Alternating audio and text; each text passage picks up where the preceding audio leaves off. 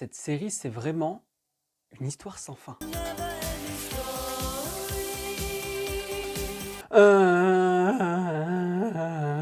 Salut les cinéphiles de l'extrême et bienvenue pour cette nouvelle critique à l'arrache où je vais vous parler des 7 premiers épisodes de la saison 4 de Stranger Things. On parlera peut-être des 2 derniers épisodes quand ils sortiront, si je me les inflige. Ah oui, si je me les inflige, parce que autant la saison 1, la saison 2, la saison 3, j'ai aimé. La saison 3, c'était une super conclusion, j'ai envie de dire. Pourquoi faire une saison 4? Pourquoi la saison 5 qui va arriver aussi? Oh putain, quelle purge, vraiment. Comment on peut passer d'une série vraiment sympathique, avec de bonnes idées, à un truc où tu sens que Netflix a allongé les billets et que les frères ils ont dit « Oui, on va faire une saison 4, mais on sait pas quoi raconter !» Cette saison, c'est clairement la saison du remplissage. Alors déjà, les épisodes durent entre 1h20 et 1h40, c'est interminable, vraiment interminable. Je vous explique. Ok, c'est beau, ok, c'est joli, ok, l'esthétique elle est toujours là, et ok, ça fait des jolis plans. Mais alors putain, le scénario, scénario c'est vite dit, on ne fait que t'exposer des choses, te raconter des choses que tu connais déjà, te raconter des choses dont tu te fous royalement. Je vais vous donner des exemples.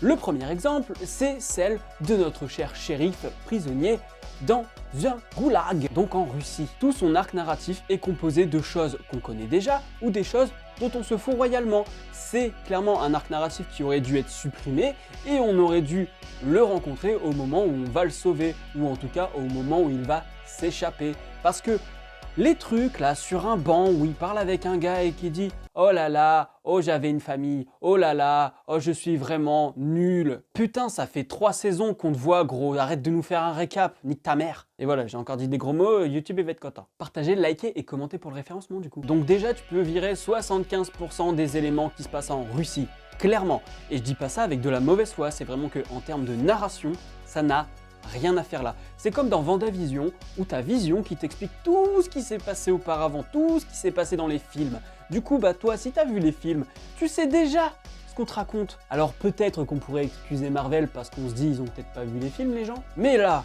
Stranger Things, quand tu regardes la saison 4, c'est que t'as vu les 3 premières saisons, donc ferme ta gueule. Ferme bien ta gueule. C'est du remplissage parce que les personnages vont faire une action qu'ils auraient dû faire bien avant.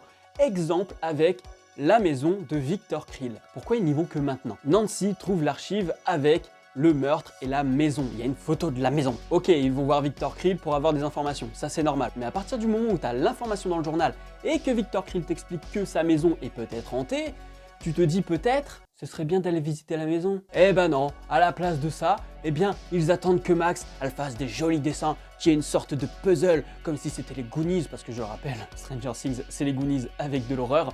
Et donc du coup, elle a fait des dessins, et donc Nancy, elle fait le puzzle, et elle dit « Waouh, c'est la maison de Krill, ça veut dire qu'il faut la visiter. » Espèce de mongol, c'était dès le début qu'il fallait la visiter. Pour une journaliste, t'as pas l'air très fut-fut. Et les personnages sont certainement aussi cons que les spectateurs. Ou en tout cas, les créateurs pensent que le spectateur est complètement débile. Parce que quand on t'explique que le méchant Vecna, le mélange de Cthulhu, Shang Tsung et puis la forteresse noire, là, enfin plein de trucs qu'on connaît déjà. Et bien déjà quand on t'explique que le petit blondinet, eh bien c'est lui le méchant, c'est prévisible à des kilomètres. Parce que le personnage sort de nulle part. En 3 saisons, on ne l'a pas vu. Quand on était dans l'hôpital, on ne l'a pas vu ce gars. Donc on se dit, ok, s'il est là, c'est pas pour rien. À mon avis, il y a peut-être un petit truc. Surtout qu'il tourne pas mal autour de Eleven. Donc peut-être qu'il va se passer des trucs. Et c'est Netflix, il va pas lui faire des attouchements sexuels non plus. Donc on a un monologue interminable. Et à partir du moment où il commence son monologue, tu sais déjà que ça va partir en couille. Quand il lui dit j'ai un inhibiteur, oh là là, ça va m'empêcher de sortir, tu sais déjà qu'il a des super pouvoirs. Tu sais déjà que numéro 1, c'est lui. Tout est prévisible.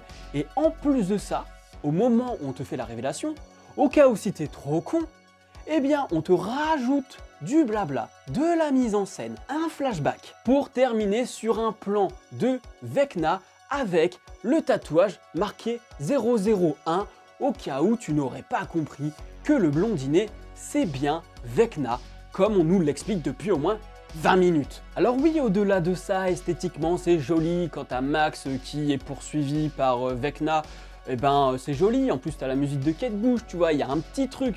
Vraiment, esthétiquement c'est joli, mais moi tu me fais pas 1h40 de joli pour ne rien me raconter, ce n'est pas possible. Et là, vraiment, on m'a pris pour un débile du début à la fin. Je n'en pouvais plus. Les personnages sont des teubés. Et puis Eleven, c'est devenu une grosse mongole. Ah non, mais elle, c'est devenue une attardée, QI d'huître, la meuf. Bonjour, je vous présente mon papa, je l'ai fait dans une boîte, il est en bois, ouh. Alors je suis totalement contre le harcèlement scolaire, mais au bout d'un moment, tu cherches la merde, meuf. Vous voyez cette saison-là, elle me rend méchant. Regardez ma vidéo sur la saison 3, comment j'étais tout content, avec le cinéma riganien à profusion, les machins un peu what the fuck qui sortaient de nulle part et que moi j'appréciais. Regardez cette vidéo où j'étais heureux, et maintenant, je suis limite en train de dire que c'est bien fait pour sa gueule à cette mongole. Ça m'énerve. Je vais vous dire un truc, quand je regardais les premières saisons, je ne lâchais rien, c'est-à-dire que j'enchaînais les épisodes. Eh bien, à un moment, je suis arrivé à l'épisode 5, au bout de 10 minutes, j'ai fait « Ah vas-y, je regarde autre chose, là j'en ai marre ». À la place, j'ai commencé à regarder Préhistorique Planet, et ça c'est vraiment cool. Je vous en parlerai peut-être dans un short quand je l'aurai vu. Si j'ai une note à lui donner sur Captain Watch à cette saison 4, c'est vraiment « J'aime pas ». J'aime pas parce qu'au bout de 2 épisodes, je me suis dit « Ok, maintenant que je les ai retrouvés, est-ce qu'on a des choses à me raconter ?» Et en fait, non, c'est à chier et... Oui, il y a certains personnages que j'aime revoir, oui, il y a des choses que je trouve cool à regarder, mais putain, quand tu vois que c'est rempli d'un remplissage interminable, où tu souffres, vraiment, tu souffres à te dire mais quand est-ce que cet épisode se termine? Des épisodes de 50 minutes, c'était largement suffisant. Et les 2 derniers épisodes, c'est épisode 8, 1h40 je crois, et épisode 9, 2h30 ou un truc dans le genre. 2h30 de ça là, moi je pète ma télé et elle coûte trop cher pour que je la pète. Alors je pense que par curiosité, parce que je veux le dénouement final de cette saison, je vais la regarder, mais c'est pas sûr que j'aille sur la 5. La 5, quand elle va sortir, je vais regarder 1 ou 2 épisodes et je vais dire ok, si là vous me saoulez encore, j'arrête. Et cette saison 4, tu sens que les mecs n'avaient rien à raconter. Ce qui était déjà le cas avec la saison 2 et 3, mais ils ont rattrapé le coup en essayant de raccrocher les wagons. Mais là, la saison 4, ils s'en battent les couilles. J'avais envie de crever. Bref, je vais m'arrêter là. Si la vidéo vous a plu, n'hésitez pas à mettre un petit pouce bleu, à la partager sur les réseaux sociaux, à me dire en commentaire ce que vous en avez pensé. Il y en a certains qui ont déjà terminé depuis la première saison et je leur en veux pas, c'est tout à fait normal. Il y en a certains qui ne veulent pas regarder cette saison 4 et je vous dirai que oui, vous avez extrêmement raison. Abonnez-vous à la chaîne si ce n'est pas encore fait et n'oubliez pas d'actionner la cloche pour être alerté des prochaines vidéos. Quant à moi, je vous dis à la prochaine sur la toile. Salut!